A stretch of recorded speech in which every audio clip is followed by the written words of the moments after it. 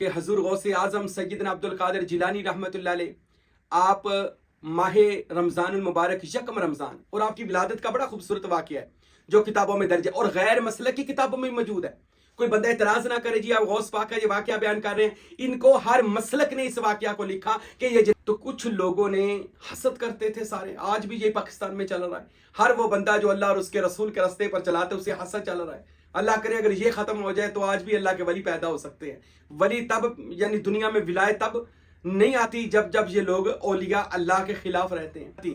وہ لوگ کہ جن کو پورے کلمے 6 نہیں آتے ہوں گے وہ اٹھ کر صوفیاء پر تنقید کر رہے ہوتے ہیں, جنہوں نے خاندان کدی کوئی ولی نہیں جمیا ہوں, جنہوں نے پیری مریدی دے دوروں تک بھی نہیں پتا ہوں, وہ لوگ بھی تنقید کر رہے ہوتے ہیں غوث پاک پر, اور ہم جیسے لوگوں پر کہہ رہے ہوتے ہیں یہ کہانی سنا رہے ہیں. ارے بدبخت غوث. بسم اللہ الرحمن الرحیم. آج ہم بات کریں گے ماہ رمضان المبارک کی. آمد بھی ہے اور اسی ماہ مبارک کے پہلے یکم رمضان المبارک کو اس ہستی برحق کی ولادت باسعادت ہے کہ جس کو پیران پیر محی الدین غوث اعظم غوث الثقلین غوث العظم غوث الاغیاث حضرت سیدنا شیخ عبد القادر گیلانی الحسنی والحسینی رحمت اللہ تعالی علیہ کہتے ہیں. آپ سب کو شہنشاہ بغداد کی ولادت باسعادت کی مبارکباد بھی ہو. حضور شہنشاہ بغداد اس دنیا میں آئے.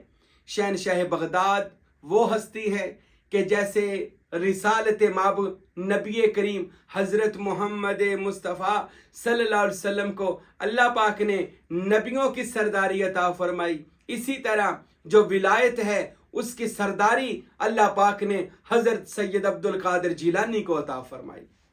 حضور غوث اعظم وہ ہستی ہیں کہ جن کو کائنات کے ہر ولی کی کہہ لے اس کی شان اور عظمت جو ہے, ہر ولی کی جو شان ہے, ہر ولی کی جو عظمت ہے وہ اکیلے شہنشاہ بغداد کے پاس ہے. حضور غوث پاک کو یہ مرتبہ اللہ پاک نے عطا فرمایا. اور آپ کی میں ولادت باسعادت کی بات کروں کہ حضور غوث اعظم سیدنا عبد القادر جیلانی رحمۃ اللہ علیہ آپ ماہ رمضان المبارک یکم رمضان اور آپ کی ولادت کا بڑا خوبصورت واقعہ ہے جو کتابوں میں درج ہے اور غیر مسلک کی کتابوں میں موجود ہے. کوئی بندہ اعتراض نہ کرے جی آپ غوث پاک کا یہ واقعہ بیان کر رہے ہیں, ان کو ہر مسلک نے اس واقعہ کو لکھا کہ یہ جناب غوث اعظم سادات کے اس گھرانے کا یہ واقعہ بالکل سچ ہے, حق اور سچ ہے.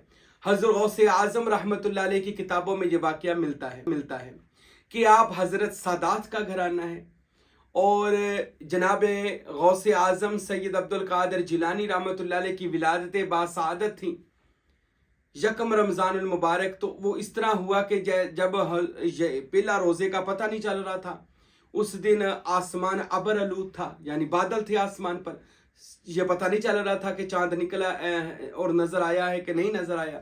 تو سارے لوگ نا اکٹھے ہو کر نا حضرت ابو صالحہ رحمت اللہ تعالی علیہ کے گھر چلے گئے.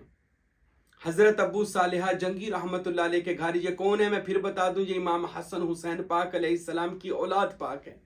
سادات کا گھرانہ ہے, لوگ ان کے گھر دعا کے لیے آیا کرتے تھے, ان سے اپنی مرادوں کے لیے آیا کرتے تھے, ان سے سوال و جوابات کے لیے آیا کرتے تھے. تو بغداد کے سارے لوگ اکٹھے ہو کر تہجد کے وقت پہنچ گئے کہ حضور اب صبح روزہ رکھیں کہ نہ رکھیں آج کے دن. تو اسی رات یعنی یکم رمضان المبارک کی رات شہنشاہ بغداد حضرت سید عبد القادر جیلانی کی ولادت باسعادت ہوئی ہے. اور آپ کی والدہ حضرت فاطمہ ام الخیر رحمت اللہ علیہ حسینی سیدزادی ہے. حضرت فاطمہ ام الخیر رحمت اللہ علیہ آپ فرماتی ہیں کہ غوث اعظم سید عبد القادر جیلانی جب پیدا ہوئے نا تو آپ نے اپنی ماں کا دودھ نوش نہیں فرمایا, پورا دن بھی نہیں فرمایا تھا.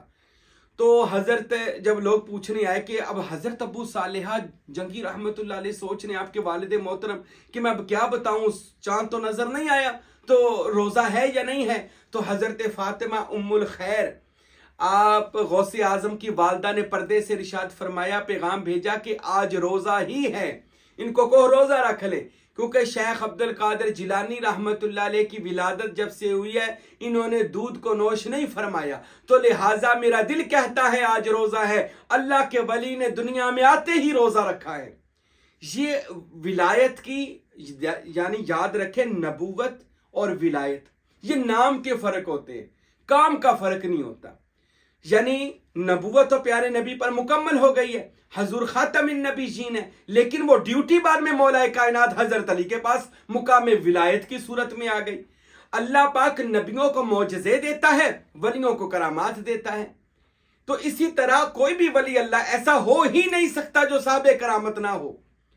تو اوپر سے پیدائشی ولی اللہ غوث اعظم، ارے یہ تو ازلی ابدی چنیدہ لوگ ہیں۔ اور حضرت سخی سلطان العارفین حق بہو سرکار فرماتے ہیں کہ رسالہ روحی شریف میں کہ جب اللہ پاک نے سب سے پہلے اپنے نور احد سے نور احمد کو پیدا کیا تھا اور اپنے اوپر جنبش کھائی تھی، اور اس جنبش کھانے سے اللہ کی ذات گرامی سے جو 7 روحیں پیدا ہوئی تھیں، 7 نور پیدا ہوئے تھے، ان میں ایک نور حضرت غوث اعظم سید عبد القادر جیلانی کا ہے۔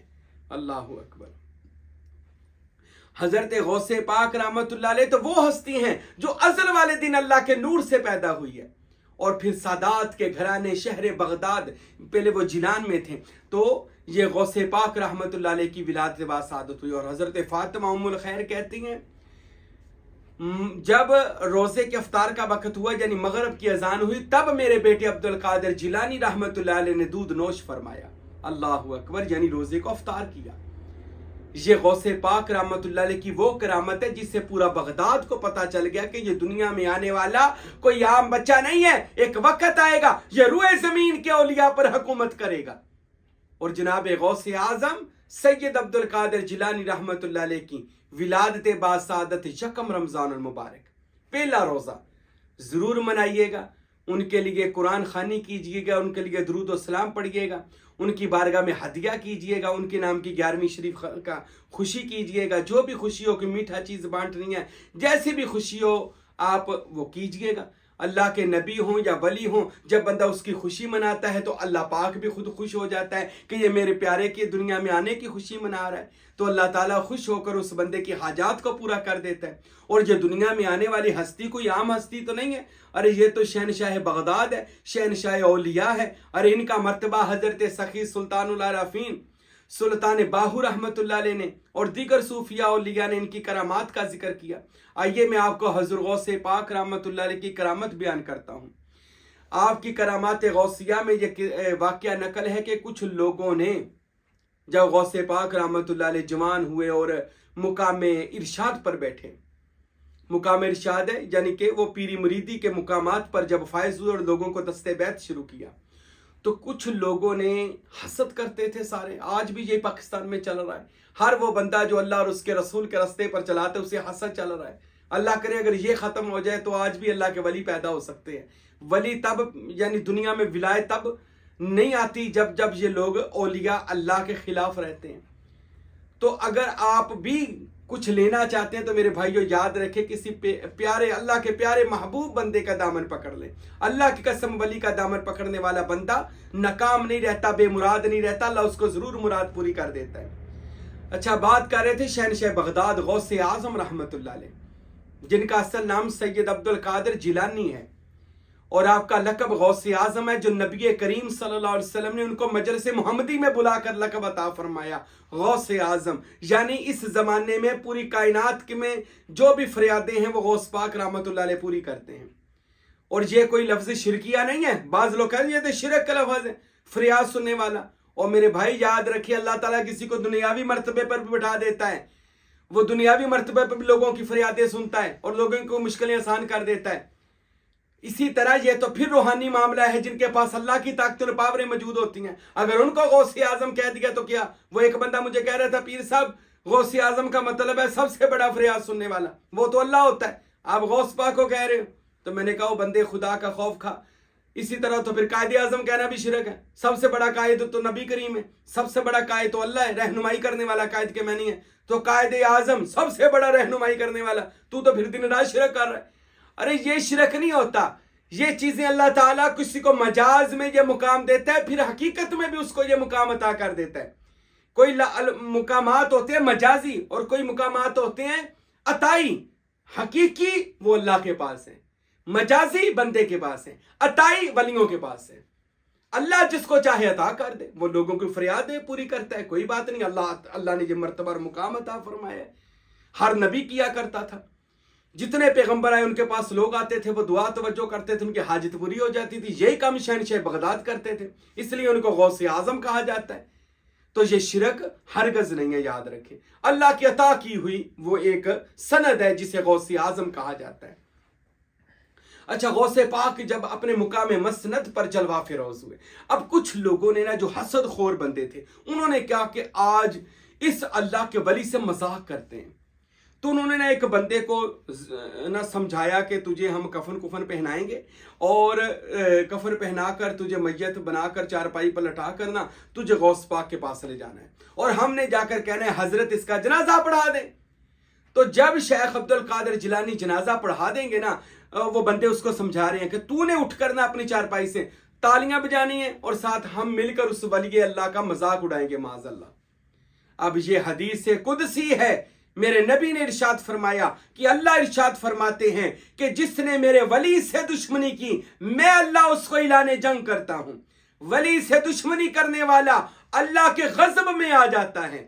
یہ حدیث شریف ہے، حدیث قدسی ہے۔ کبھی بھی اللہ کے اولیاء اللہ سے ٹکر نہیں لینی چاہیے، اور یہ غوث پاک بھی فرماتے ہیں لوگوں، اولیاء اللہ کو کبھی برا نہ کہو۔